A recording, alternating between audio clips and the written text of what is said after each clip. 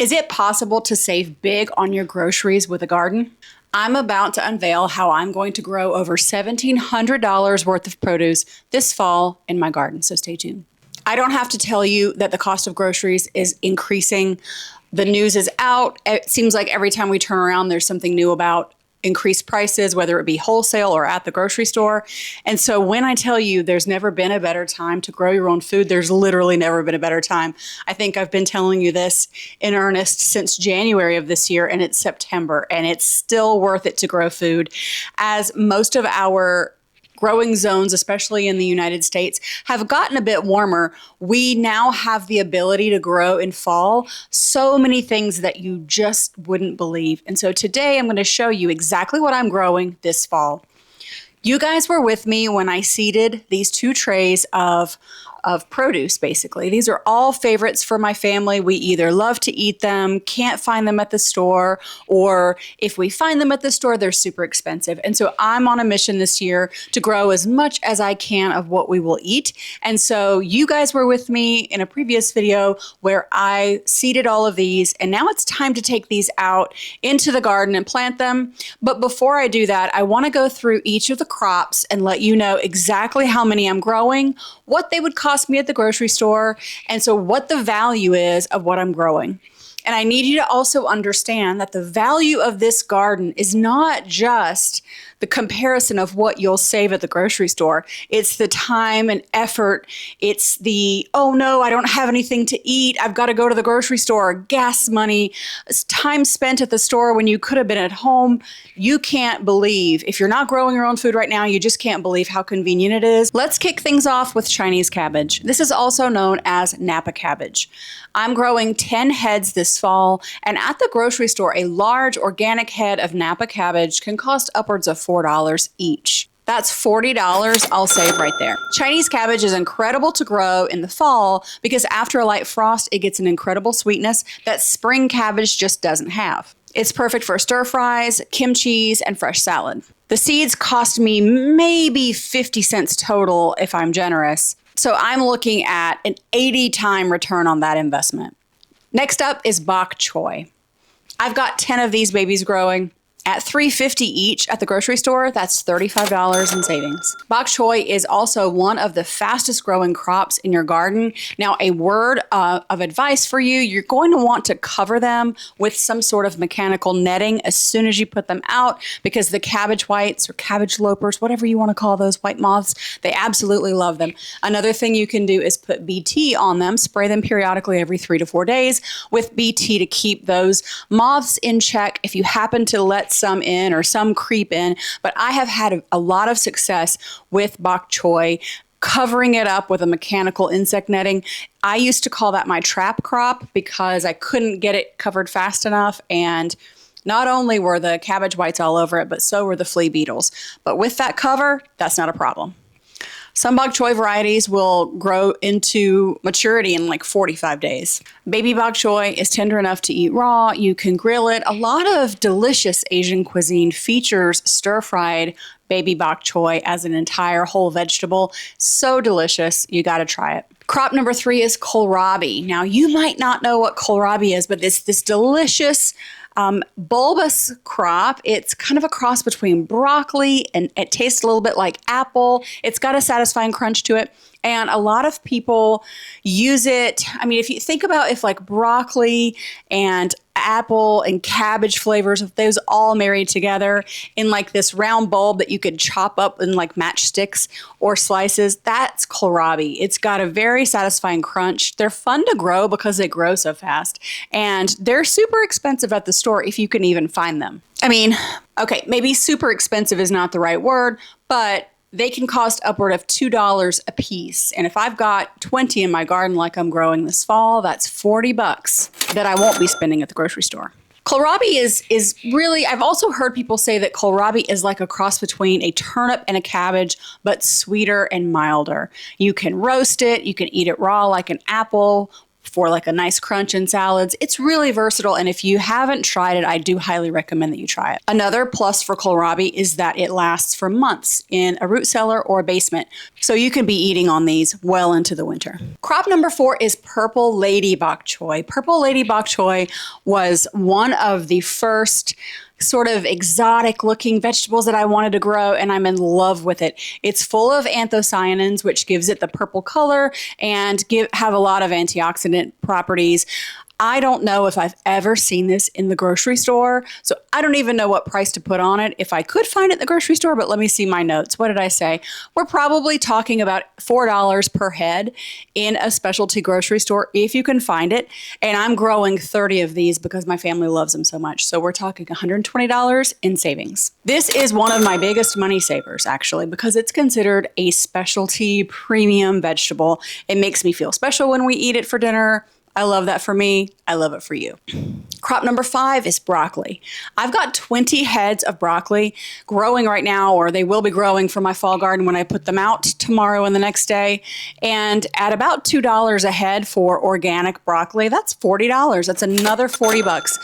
But here's the thing about regular heading broccoli. Once you cut off that main head, you've got a lot of other broccoli little shoots that come up that you can constantly be harvesting. So don't be afraid. If it looks edible, it is edible. And another tip is that all the leaves of broccoli are also edible. And so when it comes to resilience, saving money, harkening back to our ancestors who were better, who made do with less, anything in the brassica family that you've got access to can work in a recipe that calls for cabbage or kale or broccoli or any of those things, right? Like sometimes if you don't have broccoli for a soup, you can throw in broccoli leaves or kale or anything like that that you've got, collards even. All of them are interchangeable. And that sort of resilience, self-sufficiency, it's not even resilience. What's the word for it? It's resourcefulness. That's it. Being resourceful and just realizing that you can use what you have on hand keeps you out of the grocery store, and it keeps you from paying those high prices. Speaking of the broccoli family, another fun one is broccolini. I'm growing 10 bunches of broccolini, and at $2 a bunch, which is kind of low, but we'll say $2, that's another $20 I'm saving. Broccolini is a small version. You might even see it in big box retailers when they're selling seedlings. Sometimes they call it asperbrock, like a play on asparagus and broccoli, but really it's a sprouting broccoli. So good. It's a hybrid actually between a Chinese kale and broccoli. And the benefit also is that it grows a little bit faster because you don't have to wait for that huge broccoli head to form. Crop 7 is a haiku, not sure if I'm saying that right, haiku cabbage. It's a Chinese cabbage. 10 heads of these at $4 a head is going to give me $40 in savings. This is a Japanese variety that's incredibly sweet. It's perfect for making like a quick pickled cabbage. So delicious. This variety is also more bolt resistant than a regular Chinese cabbage, which is crucial for fall growing because we're going to put these babies out while it's still a little bit warm. It's a little bit warmer than they like when we first put them out, and so it is crucial that your fall crops be bolt resistant. Crop number 8, yellow cabbage collards. Now we're getting into the big money, guys, because these are cut and come again. These are cut and come again crops. These are not full heads that you're going to just cut off whenever they're ready. These are things that for collards, for example, you're going to harvest the outer leaves, and the collard plant will continue to produce from the inside leaves. And so what happens is you're going to go back to the same plants over and over again, and you're just going to keep harvesting and harvesting, and you're going to get so much production out of those plants. I promise you, I had a 20-foot bed of collards one year, and I sold collards, so many bunches of collards out of that one bed. They were delicious. They were amazing. My customers loved them, and they were these yellow cabbage collards. I'm growing 10 bunches this year, and honestly, at about $10 worth of value per plant, you're going to get about $100, or I'm going to get about $100 worth of product or money that I've saved. Collards, I can use collard leaves as a wrap if I want to go low carb. Obviously, I can use them. I can boil them like the normal collard dish. These are rare heirloom collards, and they have a buttery yellow color. They have such a sweet flavor, and they're so delicious. They're also cold hardy down to 10 degrees, and I know that from experience. So they're going to have a spot in your garden and definitely in my garden. And it makes them perfect for fall, even winter harvesting. I harvested off of these collards. They were under a cold, under hoops and under plastic. I harvested off of them all winter long. The next crop is our top bunch collards. Now, these are a bunching variety. However, I don't ever just cut a whole bunch of collards. I'll still pick from the outer leaves, even if it's a bunching variety. This gives you huge yields as well. Cash crop collards are aptly named because they really do keep producing for you. I'm going to grow 10 bunches of these, just like the yellow cabbage collards, because I like a few different varieties, and they are literally going to be worth, I don't know, each plant is at least worth $10. So that's $100 again. The next thing, is that top bunch? Yeah, so top bunch, I'm doing 15 bunches. I got a little bit mixed up. 15 bunches of top bunch and 10 of the cash crop. These are just 3 different varieties that I'm trying. Well, not trying. I love them. I've done them before. They're amazing. Parsley, I don't want you to underestimate herbs. I'm growing 10 huge parsley plants. I'm going to pull off of those all season long, all fall and winter. That's going to be $100 worth of savings. Sometimes parsley likes to bolt. And so, in the spring and summer, it can bolt on you. So growing it in the fall and winter is you're going to be more likely to get a reliable harvest that way. Swiss chard is crop number 12. Swiss chard is one of my biggest money savers. I have 10 bunches planned for this garden, and I can harvest off of them with the cut and come again method, at least $15 worth of Swiss chard in the grocery store. I'm telling you right now, don't ever buy Swiss chard from anyone, from a grocery store. If you see it and it looks bad, don't worry. Grow it yourself. It doesn't have to look that way. I have the next couple crops I'm going to combine together. It's a Bok Choy and a Joy Choy Bok Choy. These plants, again, delicious, great for stir fry.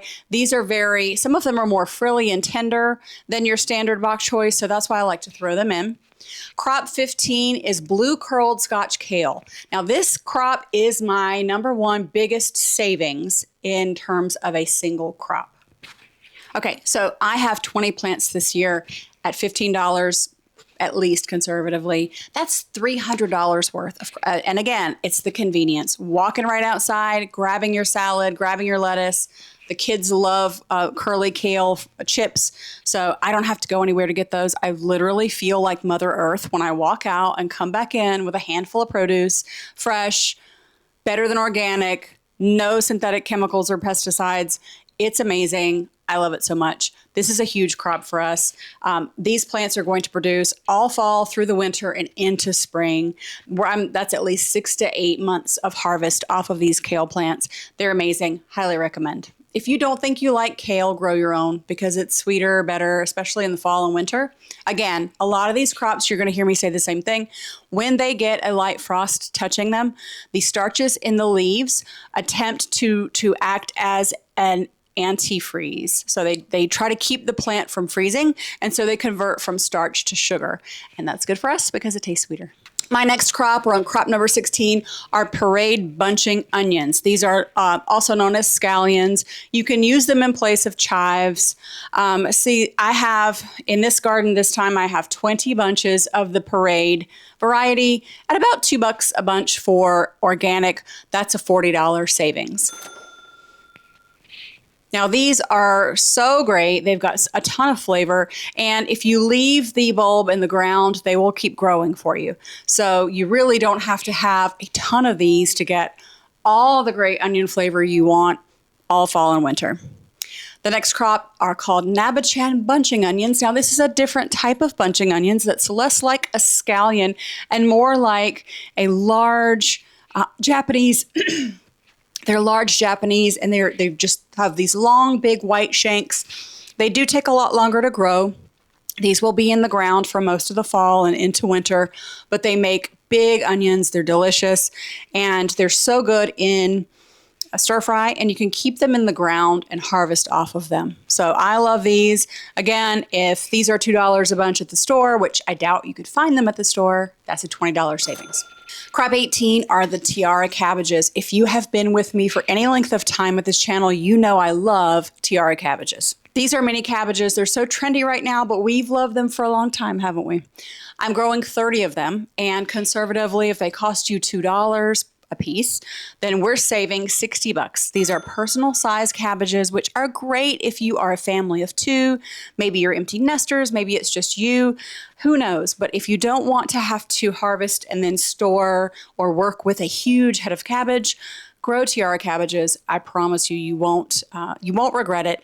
They also grow faster. They come to maturity faster because they're smaller. So that's another bonus. And crop 19 is one of my personal favorites. It is iceberg lettuce. Now here we are into the lettuce category. I have 4 different lettuces that I like to grow this time of year because it's cooler now. They don't bolt as much and they don't turn bitter. So a lot of my specialty varieties that will have turned bitter on me during the summer, I can start to grow again now. So I like iceberg lettuce. It's just a basic iceberg lettuce, you know. Don't make fun of me. Sometimes you need an iceberg lettuce, like for a nice taco salad, chopped up really finely, or like shredded on a burger, like a smash burger or something like that. There are places for iceberg lettuce. I love to grow it. And at 20 heads at $2 each, I'm saving 40 bucks. I know how it was grown. It's not sitting in, it's not traveling an average of 1,500 miles like most iceberg lettuce. This is like 50 feet away. So 50 feet is definitely better, in my opinion, than 1,500 miles. And it's better. It tastes crispier. It's more flavorful. So give it a try. If you haven't been able to grow iceberg lettuce in your climate, try it in fall and winter. The next lettuce is Newham lettuce. Now, these are bib lettuces or butterhead lettuces. These are nice and buttery, delicious lettuce.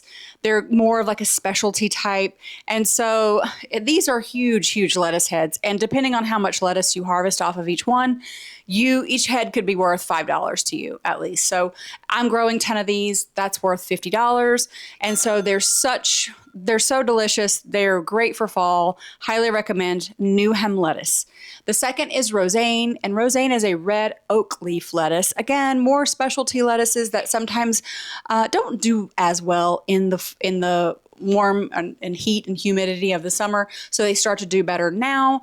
And this is roseane, another $100 saved here. This lettuce is beautiful. It's got a deep red color, which means it's full of anthocyanins that we talked about before. So good. The next is, and this is our last crop, is Kegelane lettuce, and I think it's Kegelane or Segalane. I'm not sure exactly how to pronounce it. Again, it's another 10 heads of lettuce that are going to save me between $50 and $100. This is a French heirloom variety specifically, and it's so tender. It has a unique, almost nutty flavor. I love it. I accidentally had some that grew from random transplants that I had put out in the garden, and I was so happy about it because I knew exactly what it was when I saw it, and I didn't expect it to be there. And it was so I've never looked forward to eating a particular head of lettuce so much because I accidentally had one of those in the garden where I didn't expect it. So it's the kind of lettuce, this is the sort of like heirloom French fancy lettuce that you would pay in like a $15, $20, $25 salad. I'm not saying you would do that, but I'm saying that's the kind of lettuce this is. So treat yourself, and I'm growing it for pennies, and so can you. Okay, so let's count up all of this. For 22 different crops with a total of about 335 plants, I'm saving $1,775.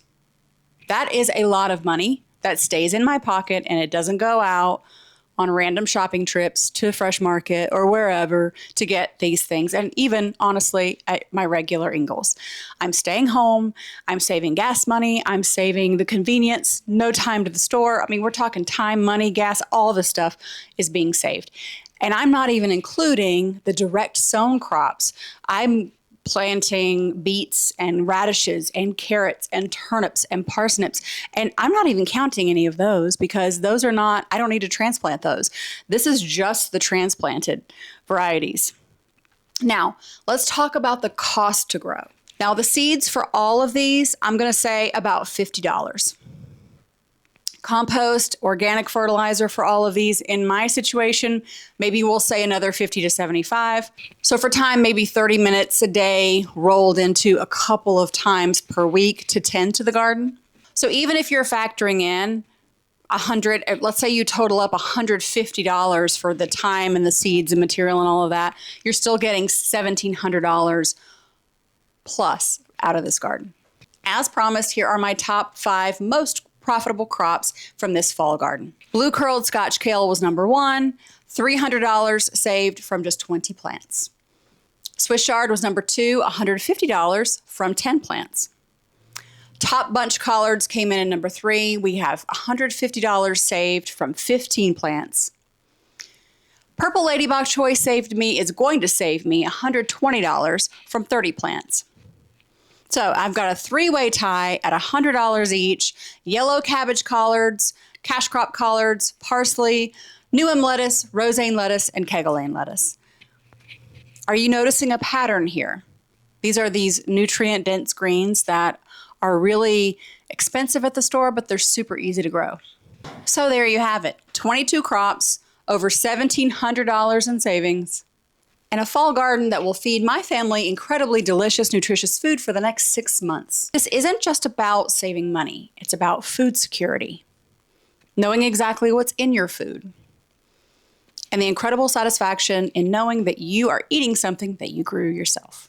If this video inspired you to start your own garden, let me know about it. Drop a comment below and let me know what crop surprised you the most and which ones you're planning to grow this fall. Remember, every seed that you plant is an investment in your health and your wealth. I know you guys could have been anywhere and you chose to be here with me, and I really appreciate it. Bye for now.